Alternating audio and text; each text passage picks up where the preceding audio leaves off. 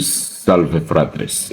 Selamat hari Minggu ya. Mari kita bahas ada satu dokumen video terbaru dari Patrice J. Smith yang memuat narasi pertobatan seorang mantan Katolik bernama David J. Riggs. Ia menyampaikan 4 alasan utama meninggalkan gereja Katolik, dan mitos ini kemudian disebarluaskan oleh Patrice Smith. Dihubungkan dengan pembacaan literal terhadap kitab suci dan prinsip-prinsip khas Protestan seperti sola scriptura. Video ini mencerminkan pendekatan apologetik Protestan yang secara teologis problematik, logis tidak koheren, dan secara historis menyesatkan. Jadi mari kita analisis dari sudut pandang Katolik dengan penekanan pada inkoherensi internal dan ketidakkonsistenan Protestan yang tampak jelas dalam video tersebut.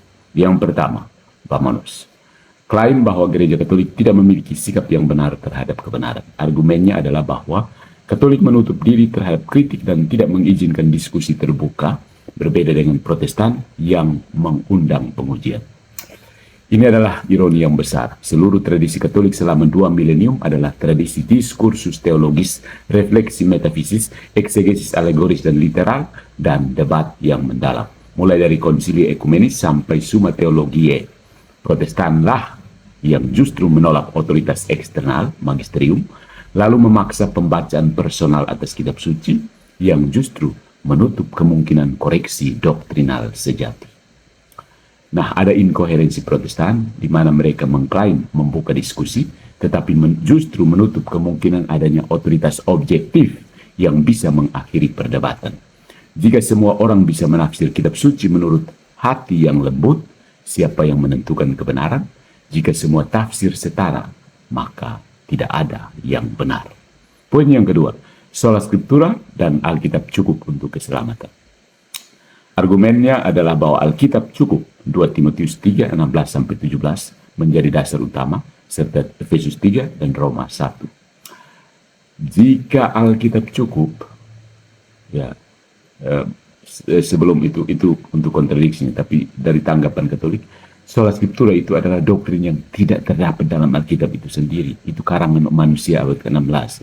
Tidak ada satu ayat pun yang mengatakan hanya kitab suci yang berotoritas. Ayat seperti 2 Timotius 3, 16-17 menyatakan bahwa kitab suci bermanfaat, tetapi tidak mengatakan satu-satunya sumber otoritas. Ya. Jika Alkitab cukup, lalu dari mana datangnya kanon Alkitab itu sendiri? Kanon tidak turun dari langit, tapi ditentukan oleh otoritas gereja Katolik, Konsili Hippo, Kartago, dan Trente. Oleh karena itu Protestan mengandalkan kanon yang tidak bisa mereka otorisasikan, sambil menyangkal otoritas gereja yang menetapkannya. Ini adalah keputusan yang menggigit dirinya sendiri secara epistemologis. Poin ketiga, klaim bahwa gereja tidak dijaga dari kesalahan. Argumennya adalah bahwa gereja bisa sesat, bahkan para rasul memperingatkan akan munculnya ajaran palsu. Misalnya, Kisah Para Rasul bab 20, 2 Petrus bab 2, dan lain-lain. Tentu saja ada ajaran sesat di luar gereja. Peringatan para rasul justru dibuktikan dalam sejarah oleh munculnya sekte-sekte yang kini jumlahnya lebih dari 30.000 denominasi Protestan. Gereja Katolik justru yang tetap mempertahankan kredo yang sama, sakramen yang sama, dan struktur apostolik yang sama sejak abad pertama. Nah, mengapa orang seperti David J. Riggs merasa perlu meninggalkan gereja hanya karena mungkin bisa salah? Siapa yang menjamin bahwa interpretasi dia tidak salah? Ia memindahkan otoritas dari gereja kepada diri sendiri, bentuk egosentrisme spiritual yang sangat rawan disesatkan, sebab tidak punya parameter eksternal untuk mengoreksi. Poin yang keempat, penolakan terhadap primasi Petrus dan Paus.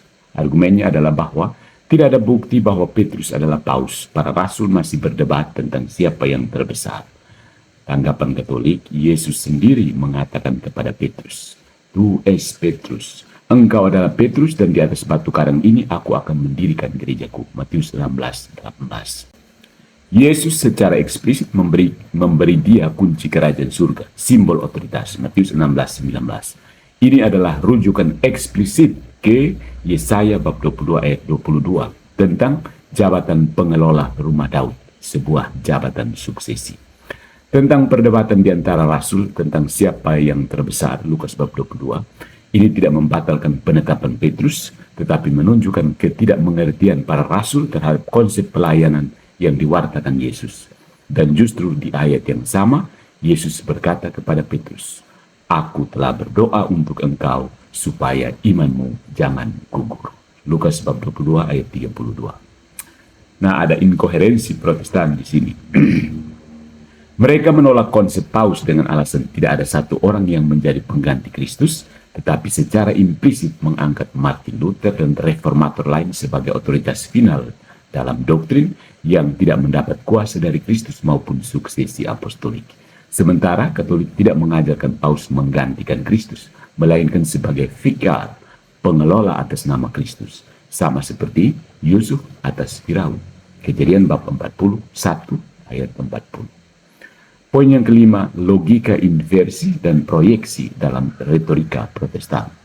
Tuduhan yang mencolok adalah tuduhan bahwa paus menyebut dirinya Allah karena disebut wakil Kristus adalah distorsi konyol. Jika demikian, semua duta besar yang mewakili presiden suatu negara berarti menyatakan diri sebagai presiden. Ironisnya, Protestanlah yang secara praktis menjadikan diri sendiri sebagai otoritas tunggal atas wahyu ilahi dengan prinsip private interpretation. Jadi saudara-saudariku, retorika mantan Katolik seperti David J. Riggs yang digoreng oleh Patrick Smith adalah bersifat emosional, tidak filosofis, tidak historis, dan secara logika berputar-putar kayak gasing.